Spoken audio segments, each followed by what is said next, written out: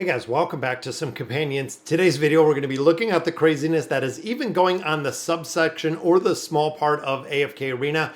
So within the companion server, we did get Zaphrael. Now this is one that of course a lot of players absolutely love, had some utility within PvP, but really not as broken as the counterpart, which was his wife, Lucretia. Now the next hero that is going to be coming to companions, you guessed it, is Lucy herself. Now she, very similar to what we've seen with Ainz, was a super broken hero when it came to AFK Arena, when it came to the classic version, and that is what is happening over on Companions. So they had the Celestial release, which if you're familiar with Companions, the Celestial heroes are crazy hard to get over here because you don't get cards and you can't use diamonds. So it is a lot harder to get them on Companions. Now them adding in a hypo right after they did the Celestial. Again, a lot of players not too happy with. And then you couple on there that we did get Marcial and we got Laios, which of course do require the utilization of, you guessed it, Stargazer Scrolls if you're looking to get the dimensional spirits out of here. So when you start looking bigger picture again, he is brand new. Lucy is right behind him, meaning we're going to have to get some more Stargazer Scrolls out of here. We cannot use any of our diamonds, and then of course the dimensional spirits for all of the players, including myself, that are still building out Marcial and building out Laios at this point. Now you can also get them in the Destiny Summons. Now this is very short-lived. You have to know right now it shows Ascend Dimensional Heroes. We only have 3 more days, and then when the dimensional spirits leave the summoning system that they have in here, the Destiny Summons, you can only get them through the Stargazer room. So the only time that you have access to this is when there is a dimensional hero that is up or essentially within that 30-day window that you can actually go in here and do summons for them. If they're not up, you have to use the Stargazer, meaning that you're going to have to go in here and do a lot more summons. Now, they extended the duration for the Destiny Summons just because so many players were getting burnt out on Companions. And also, when it comes to Companions, it is very hard to get insignias. Going in here and getting the primordial emblems, I'm getting the amplifying emblems, getting the red chests out of here. It is crazy hard to get these because you're using all your diamonds. Now, if I'm using my diamonds in here to buy all these things, I do not have the ability to go in the Noble Tavern, and I do not have the ability to essentially build out the rest of the heroes that are in here. That's the reason, even with Companions, a lot of whales are falling behind, and a lot of whales have already kind of quit playing, just for the simple fact that we don't know exactly what it looks like. We don't know exactly the direction of what the Companions are doing. They keep kind of backfilling and bringing back, heroes that are 2, 3, 5 years old that they're bringing back to the Companion server, having a little bit more utility. But overall, even a lot of the larger guilds, and I believe even on this Companion server that I'm on, we have like 2 or 3 larger guilds that are actually active. They are starting to lose a lot of players as well, just like what we're seeing within the classic version of AFK Arena. And with the auto battle, and there we go, guys. There is Zaphrael. So we did get a Celestial out of the summons. I wanted to hop in here, want to knock these out. Now this place, I do not recommend using any of your diamonds. For the instance, you can get these with the Destiny Summons. Never use this for the regular heroes within here. Make sure that you're using these for whatever special hero or unique hero or kind of the class specific hero is up. There is another dimensional spirit. Now we did get the copy of Laios that we needed to unlock him, but it is very similar or very different, how you build the heroes within the Companion server versus the methodology or how you do build them on the classic server, because in here the dimensional spirits are the only things that make a difference, because that is the only way that you can go ahead and you can build or get additional copies of these heroes. And I'll show you that in just a minute, because Stargazer, again, as much as I would like to build out Taylene, which she is the only one that I have up to Mythic, I've been building out and getting a lot of our dimensional spirits out of here because I don't really have a choice.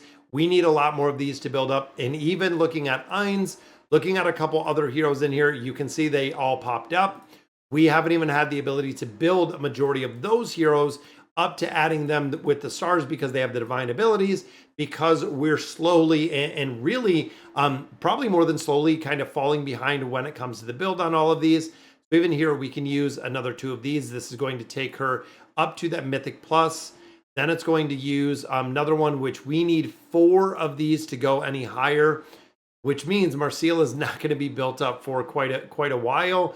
Unfortunately, now when it comes to Albedo, we're not building her up any further. And then Laios, we're not going to be able to build up. Now Sheltier, we did build. And then Ainz, this is another one where, again, it takes 2 every time. Building Ainz up a little bit further is going to give us access to those divine effects, which really do make a big difference when it comes to building out the heroes within companions. It's kind of crazy when you got to build them. And again, when it comes to getting those dimensional spirits, that's really all we can do. We used all of our resources. Now it's probably going to be weeks, possibly even more, before we can do anything else on there. Now we also want to look at the Golden Frontier. Now this is the second beta version of the Golden Frontier, and this is what is coming to the classic server. So this is one that is actually going to be backfilled. You can see there is a ton of content. They keep popping up with these treasure packs and a multitude of treasure packs. Kind of getting crazy with the resources that we have in here, but you can see we have a lot of different arms. We have a lot of different things to collect within here, getting some more of those seashells. And we defended a couple places successfully.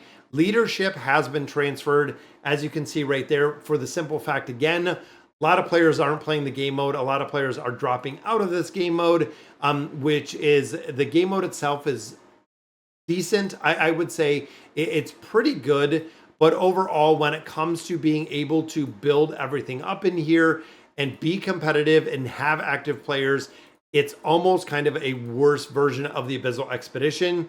When we see players going, when we see them going AFK, when we see them without the ability to actually go in here and, you know, farm up or move the way that we need to, even there, you can see there's different players, there's different things going different ways.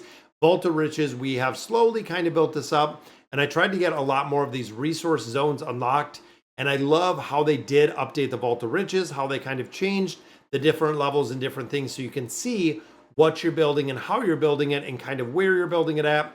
It does make a big difference when you're starting to build this out.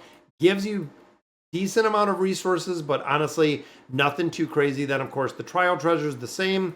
We have started, and as we continue to kind of unlock all of these, we've been building them up little by little, but you can see most of these are already unlocked. We just need to go in here and continue making progression. Now, we do have access to one more camp.